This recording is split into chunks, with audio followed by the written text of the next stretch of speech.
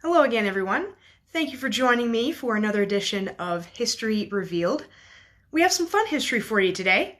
We're going to talk about one of my favorite sports, basketball. You may have heard of it before, but more specifically, its inventor, none other than James Naismith. James Naismith was born in Ontario, Canada in 1861. He was quite adept at farm work and would love to play catch and the game hide and seek. He went to McGill University in Quebec, where he loved playing Canadian football, soccer, and was involved in gymnastics. He obtained a physical education degree from McGill as well. That would serve him well later on in his career. Upon coming to the United States, Naismith accepted a teaching position at the YMCA International Training College in Springfield, Massachusetts in 1890. And it was here that he was tasked with coming up with a game in only 14 days that would settle down the rowdy students who were sick to death of being stuck inside during a harsh winter. Thus, the game of basketball was born in 1891. Naismith only had 13 rules originally, and he used peach baskets as goals. There was one on either end of the gym. Now, in 1898, the University of Kansas hired Naismith to be their basketball coach, to be a physical education teacher, and to serve as chaplain. Naismith retired from the University of Kansas in 1937, and he passed away 2 years later. He is honored by the Naismith Memorial Basketball Hall of Fame in Springfield. And you know those 13 original rules that he wrote? Well, they contain only about 600 words. The rules today for basketball contain about 30,000 words. Wow. Now, there's believed to be at least one audio recording that still exists of James Naismith, and it was actually found by a University of Kansas professor in 1939, just a few months before he passed away. And James Naismith was describing the origins of basketball. So I have to read you some of his quotes.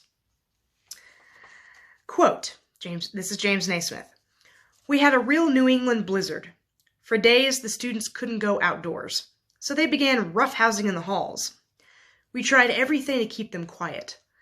We tried playing a modified form of football in the gymnasium, but they got bored with that. Something had to be done." End quote. So this is initially when James Naismith nailed up the peach baskets for the goals, and he split the teams into 9 people each. Of course, now they have 5. But he said that the idea was to get the ball, which he used a soccer ball at that time, into the other team's peach baskets to score points. Quote, "I blew a whistle and the first game of basketball began." End quote. But there was a problem. James Naismith did not come up with enough rules. So, what happened? Quote, "The boys began tackling, kicking, and punching in the clinches. They ended up in a free-for-all in the middle of the gym floor. Before I could pull them apart, one boy was knocked out, several of them had black eyes, and one had a dislocated shoulder. It certainly was murder." End quote.